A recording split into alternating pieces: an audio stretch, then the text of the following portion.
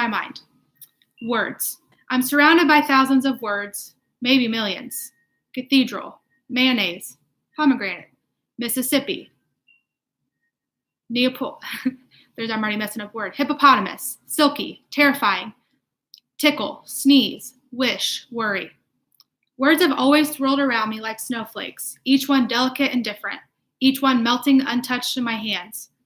Deep within me, words pile up in huge drifts. Mountains of phrases and sentences and connected ideas, clever expressions, jokes, love songs. From the time I was really little, maybe just a few months old, words were like sweet, liquid gifts, and I drank them like lemonade. I could almost taste them. They made my jumbled thoughts and feelings have substance.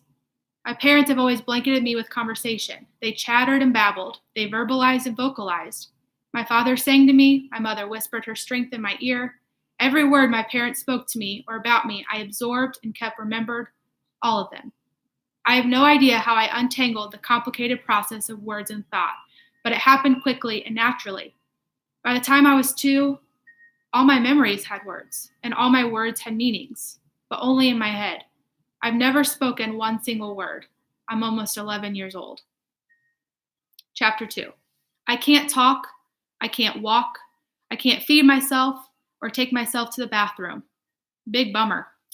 My arms and hands are pretty stiff, but I can't mash the buttons on the TV remote and I can mash the buttons on the TV remote and move my wheelchair with the help of knobs that I grab on the wheels. I can't hold a spoon or a pencil without dropping it, and my balance is like zip. Humpty Dumpty had more control than I do. When people look at me, I guess they see a girl with short, dark, curly hair strapped into a pink wheelchair. By the way, there's nothing cute about a pink wheelchair. Pink doesn't change a thing. They'd see a girl with dark brown eyes and full of curiosity, but one of them is slightly out of whack. Her head wobbles a little. Sometimes she drools. She's really tiny for a girl who is age 10 3/4. Her legs are very thin, probably because they've never been used. Her body tends to move on its own agenda, with feet sometimes kicking unexpectedly and arms occasionally flailing. Connections with whatever is close by. A stack of CDs, a bowl of soup, a vase of roses. Not a whole lot of control here. After folks get finished making a list of my problems, they might take time to notice I have a fairly nice smile and deep dimples. I think my dimples are cool. I wear tiny gold earrings. Sometimes people never even ask my name, like it's not important or something. It is. My name's Melody. I can remember way back to when I was really, really young. Of course, it's hard to separate real memories from the videos of me that Dad took on the camcorder.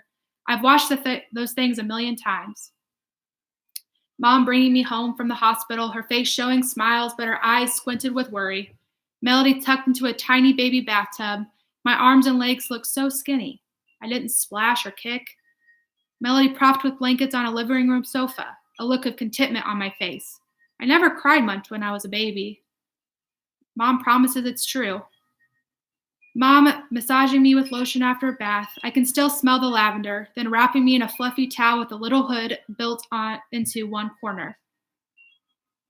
Dad took videos of me getting fed, getting changed, and even me sleeping. As I got older, I guessed he was waiting for me to turn over and sit up and walk, but I never did. But I did absorb everything. I began to recognize noises and smell and taste, the warmth and the whoosh of the furnace coming alive each morning, the tangy odor of heated dust as the house warmed up, the feel of a sneeze in the back of my throat, and music. Songs floated through me and stayed, lullabies, mixed with soft smells of bedtime, slept with me. Harmonies made me smile. It's like I've always had a Paden musical soundtrack playing in the background of my life. I can almost hear colors and smell images when music is played. Mom loves classical, big, booming Beethoven symphonies, blast from her CD player all day long. Those pieces always seem to be bright blue as I listen, and they smell like fresh paint. Dad is partial to jazz, and every chance he gets, he winks at me, takes out Mom's Mozart disc, and then pops in a CD of Miles Davis or Woody Herman jazz. Jazz to me sounds like brown and tan, and it smells like wet dirt. Jazz music drives Mom crazy, which is probably why Dad puts it on. Jazz makes me itch, she says with a frown as Dad's music explodes in the kitchen. Dad goes to her, gently scratches her arms and back, then engulfs her in a hug. She stops frowning, but she changes it back to classical again as soon as Dad leaves the room. For some reason, I've always loved country music. Loud, guitar strumming, broken-hearted music. Country is lemons. Oops. Not sour, but sugar, sweet and tangy. Lemon cake icing, cool, fresh lemonade. Lemon, lemon, lemon. Love it. When I was really little, I remember sitting in our kitchen being fed breakfast by Mom, and a song came onto the radio that made me screech with joy. So I'm singing Elvria, Elvria, my heart's on fire, Elvria. Giddy up, papa. This is embarrassing to have to read this out loud, this song. Giddy up, papa, mau, mau. Giddy up, papa, mau, mau, mau. High no shiver away. How did I already know the words and rhythms to that song? I have no idea. It must have seeped into my memory somehow. Maybe from the radio or the TV program. Anyway, I almost fell out of my chair. I scrunched up my face and jerked and twitched as I tried to point to the radio. I wanted to hear the song again. But my mom just looked at me like I was nuts. How could she understand that I loved the song, Elvira, by the Oak Ridge Boys when I barely understood it myself? I had no way to explain how I could smell freshly sliced lemons and see citrus-toned musical notes in my mind as it played. If I had a paintbrush, wow. What a painting that would be, but my mom just shook her head and kept spooning applesauce into my mouth. There was so much my mother doesn't know. I suppose it's a good thing to be unable to forget anything, being able to keep every instant in my life crammed inside my head, but it's also very frustrating. I can't share any of it, and none of it ever goes away. I remember stupid stuff, like the feel of a lump of oatmeal stuck in the roof of my mouth, or the taste of toothpaste not rinsed off in my teeth. The smell of early morning coffee is a permanent memory, mixed up with the smell of bacon and the background yakking in the morning of news people. Mostly, though, I remember words. Very early, I figured out there were millions of words in the world. Everyone around me was able to bring them out with no effort. The salespeople on television. Buy one and get two free for a limited time only. The mailman who came to the door. Morning, Miss Brooks. How's the baby? The choir at church. Hallelujah, hallelujah, amen. The checkout clerk at the grocery store. Thanks for shopping with us today. Everybody uses words to express themselves, except me. And I bet most people don't realize the real power of words, but I do. Thoughts need words. Words need a voice. I love the smell of my mother's hair after she washes it. I love the feel of scratchy stubble on my father's face before he shaves. But I've never been able to tell them. Chapter 3. I guess I figured out I was different a little at a time. Since I never had trouble thinking or remembering, it actually sort of surprised me that I couldn't do stuff. It made me angry. My father brought home a small stuffed cat for me when I was really little, less than a year old, I'm sure. It was white and soft and just the right size for chubby baby fingers to pick up. I was sitting in one of those baby carriers on the floor, strapped in and safe as I checked out my word of green shag carpet and a matching sofa. Mom placed the toy cat in my hands and I smiled. Here, Melody. Daddy bought you a play pretty, she cooed in that high-pitched voice that adults use with children. Now, what's a play pretty? As if it's not hard enough figuring out real stuff, I have to figure out meanings of made-up words. But I love the soft coolness of the little cat's fur. Then it fell on the floor. Dad placed it in my hands the second time. I really wanted to hold it and hug it. But it fell to the floor once more. I remember I got mad and I started to cry. Try again, sweetie, Dad said, sadness decorating the edges of his words. You can do it. My parents placed the cat in my hands again and again, but every single time, my little fingers could not hold it, and it tumbled back down to the carpet. I did my own share of tumbling onto the rug. I guess that's why I remember it so well. It was green and ugly when you looked up at it close. I think shag carpeting was outdated even before I was born.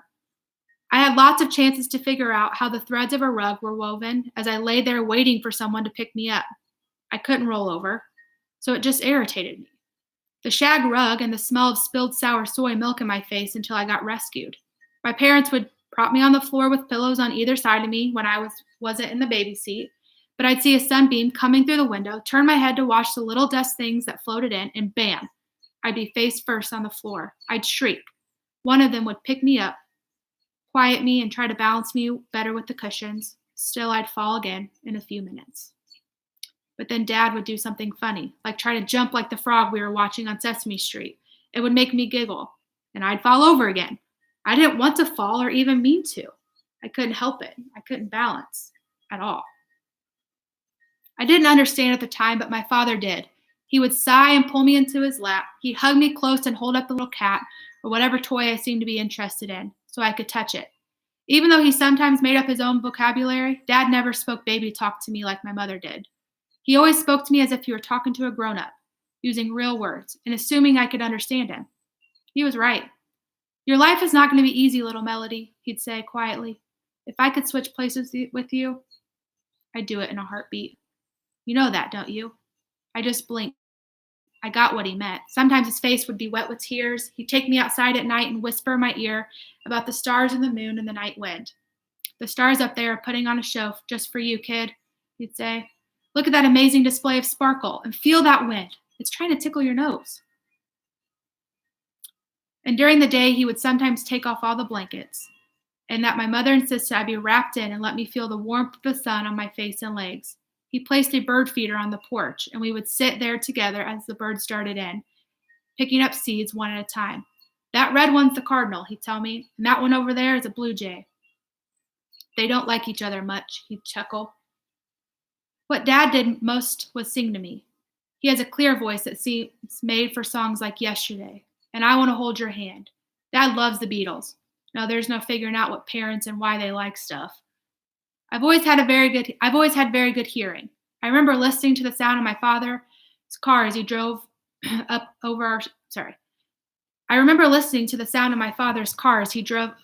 our street, pulled into the driveway, and wrestled in his pocket to find his house keys. He'd toss them up on the bottom step. Then I'd hear the sound of the refrigerator door open, twice. The first time, he'd got something cold to drink. The second time, he'd searched for a huge hunk of cheese. Dad loves cheese. It doesn't agree with his digestive system well, though. Dad also has the loudest, stinkiest farts in creation. I don't know how he manages to control them at work, or even if he does. But when he'd get home, he'd let them loose. They'd start as he walked up the stairs. Step, fart. Step, fart. Step, fart. I'd be laughing by the time he got to my room, and he'd lean over my bed and kiss me. His breath always smelled like peppermints. When he could, Dad read to me. Even though I know he had to be tired, he'd smile, pick out a book or two, and I'd get to go where the wild things are, or to where the Cat in the Hat was making a mess. I probably knew the words by heart before he did. Good night, moon, make way for ducklings, dozens more. The words to every single book my father ever read to me are forever tucked inside. Here's the thing, I'm ridiculously smart, and I'm pretty sure I have a photogenic memory. It's like I have a camera in my head, and if I see or hear something, I click it, and it stays. I saw a special on PBS once on children who were geniuses. These kids could remember complicated strands of numbers and recall words and pictures and correct sequences and quote long passages of poetry. So can I. I remember the toll-free number from the every infomercial and the mailing addresses and websites too. If I ever need a new set of knives or the perfect exercise machine, I've got that information on file. I know the names of the actors and the actresses on all the shows, what time each program comes on, which channel, and what shows are repeats. I can even remember the dialogue from each show and the commercials in between. Sometimes I wish I had a delete button in my head. I have a television remote control clicker attached to my wheelchair, very close to my right hand. On the left side, I have a remote for the radio. I have enough control in my fist and thumbs to push the button so I can change the station, and I'm really glad of that. 24 hours of big-time wrestling or the home shopping station can drive a person nuts. I can adjust the volume and even play DVDs if someone has popped one in the player for me. Lots of times I watch Dad's old videos of me. I also like the cable channels that talk about stuff like kings and kingdoms that conquered or doctors and the diseases they've cured. I've seen specials on volcanoes, shark attacks, dogs born with 2 heads, and the mummies of Egypt. I remember them all, word for word. Not that it does me a lot of good. Nobody knows that it's there but me. Not even my mother. Although she has this mom sense that knows I understand stuff, but even that has its limits. Nobody gets it. Nobody. Drives me crazy. So every once in a while, I really lose control. I mean, really. My arms and legs get all tight and lash out like tree limbs in a storm. Even my face draws up. I sometimes can't breathe real well when that happens, but I have to because I need to screech and scream and jerk. They're not seizures, Those are medical and make you go to sleep. The things I call them are my tornado explosions, are pieces of me. All the stuff that does not work gets balled up and hyped up. I can't stop. And even though I want to, even though I know I'm freaking people out, I lose myself. It can get kind of ugly. Once when I was about 4, Mom and I were in one of those superstores that sells everything from milk to sofas. I was still small enough to fit in the child seat in the front of the cart. Mom always came prepared and stuffed pillows on each side of me so I wouldn't tilt. Everything was fine. She tossed toilet paper and mouthwash and detergent into the cart, and I looked around, enjoying the ride. Then in the toy section, I saw them, brightly colored packages of plastic blocks. Just that morning, I had seen a warning on television about that toy. They were being recalled because the blocks had been painted with lead paint. Several children had already been hospitalized with lead poisoning. The report had said, but there they were, still on the shelf. I pointed to them. Mom said, "No, sweetie, you don't need those. You have enough toys." I pointed again and screeched.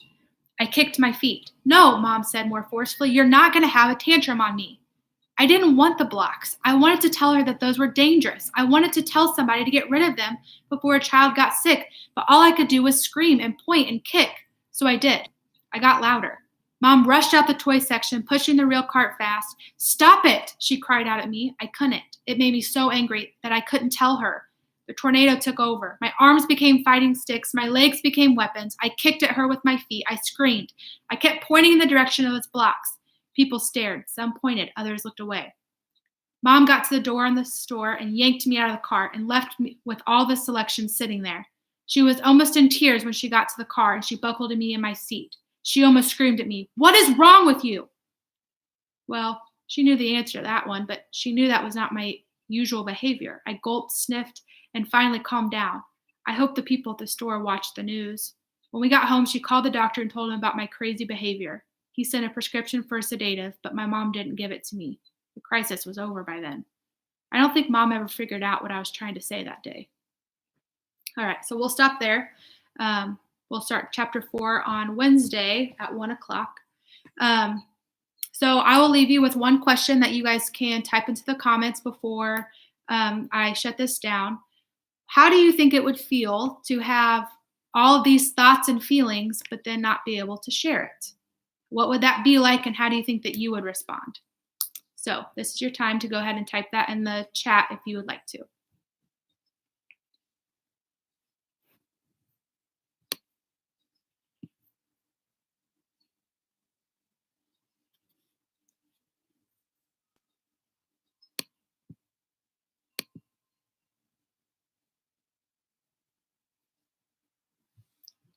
Hannah says it'd be kind of hard to keep it all in, and Marcus said it would be sad.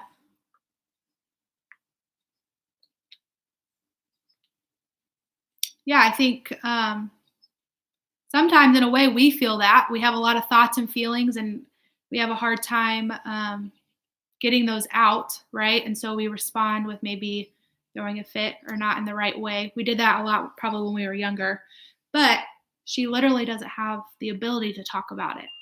And so we'll find out a little bit more about her and how that goes for her.